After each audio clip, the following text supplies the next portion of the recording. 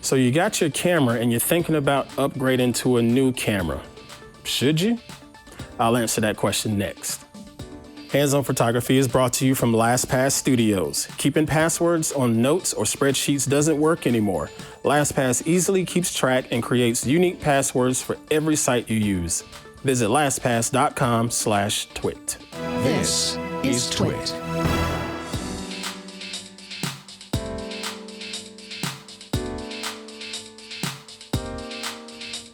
Hey everybody, I'm Pruitt, and this is Hands-On Photography here at TWiT.tv. Hope y'all are doing well. I'm unbelievable as always, and I'm here to bring you more tips and tricks that are going to help make you a better photographer.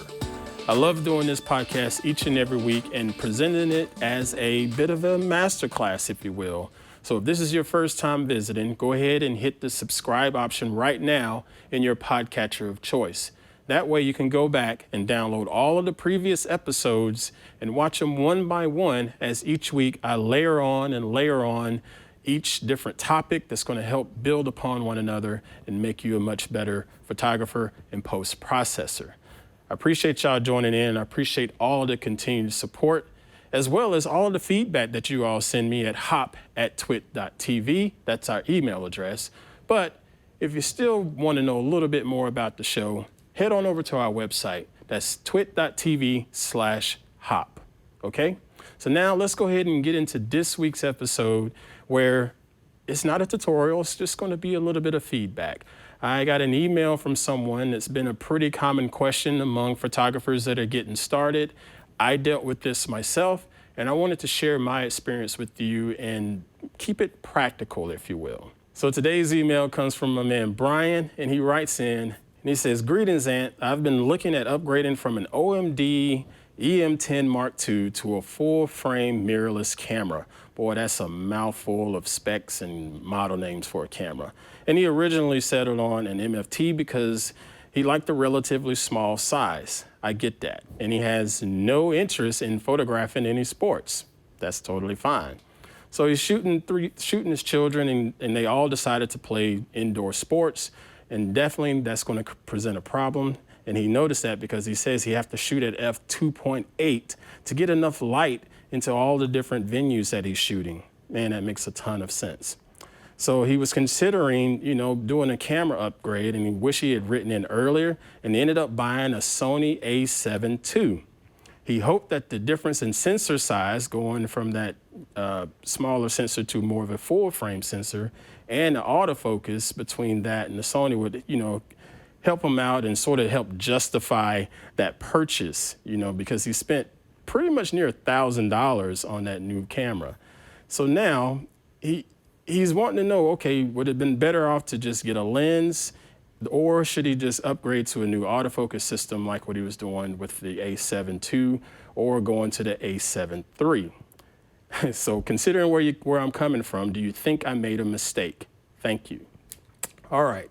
I've seen this question a gazillion times, and it's an honest question, and I get why people are asking that.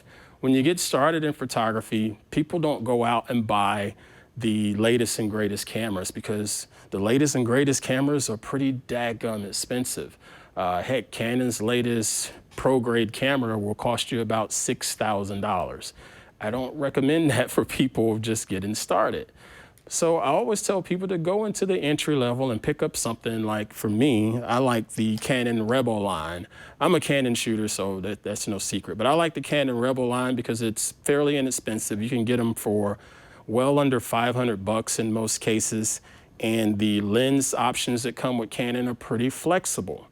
So let's say you had this camera for quite a while, say maybe 3 years or so, and you're thinking, I need to upgrade. What should I do? Me personally, I look at lens options before I look at the body options, because a lot of times the new bodies can have the bigger sensor size in there, and that's fine. But if it doesn't necessarily have the processing power, you're not going to see a terrible difference that's going to make spending an extra $1,000 on it in some instances. For me, I went from this Rebel to this full frame 6D because of the way that I was shooting, and the processing on this thing is so much faster, so much better. The images are a night and day difference. This was a worthy investment, going from roughly $300 to $400 to, at the time of purchasing this thing, about right at $2,000.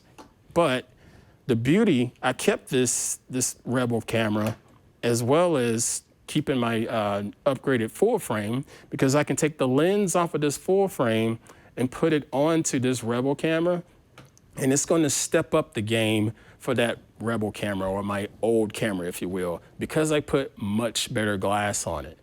Now, I know you're thinking, man, that lens that you have there, it's got that red stripe on it. That usually means it's expensive.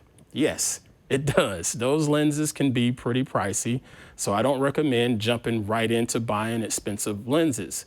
But I do recommend upgrading from the kit lens that came with your camera to a more of a entry-level prime lens, if you will. For example, this is a lens that I talked about on Hands on Tech several episodes ago. This is a Canon 50mm f1.8 lens. Super duper fast. The glass on this is not going to be as great as the glass that was on my full frame lens here, but it's going to be a night and day difference from a quality standpoint that comes with your kit lens. Pricing for something like that lens will cost you about $120 nowadays. You may even get it for right at $100. You have to shop around. Now, there are other options out there, such as this 85mm. This is probably my favorite lens. I use this lens a lot for portraits. This is an 85mm f1.8, beautiful compression, but this is not a $100 lens. This is going to cost you a couple $100.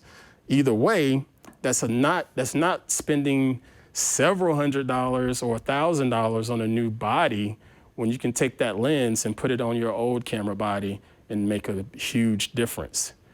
If you're dealing with something like sports, the way he was talking about in his email, that's a different story. You may have to consider upgrading to a different body because you need some pretty daggum good autofocus computing.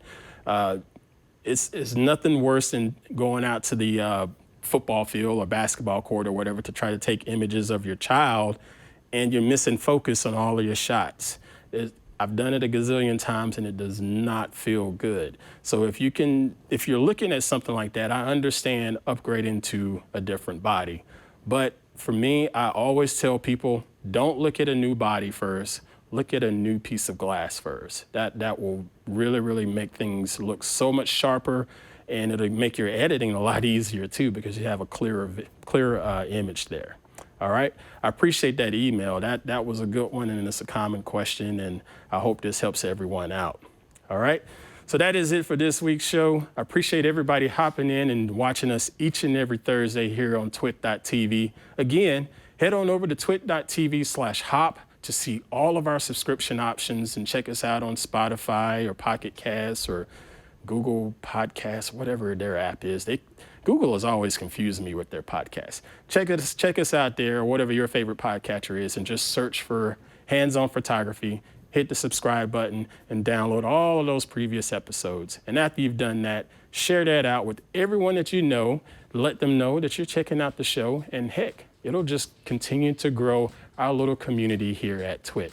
And speaking of our community, we have an online forum that's twit.community, where you can hop in there and join all of the different listeners and viewers of the TWiT network and talk about different shows, talk about different variety of topics, talk about something funny Mr. Laporte said on air the other day, what have you. It's a lot of fun in there, and that's twit.community in your browser. All right, folks, that's going to do it for this week. I appreciate all the support. Get on out there, create, and dominate. We'll see you.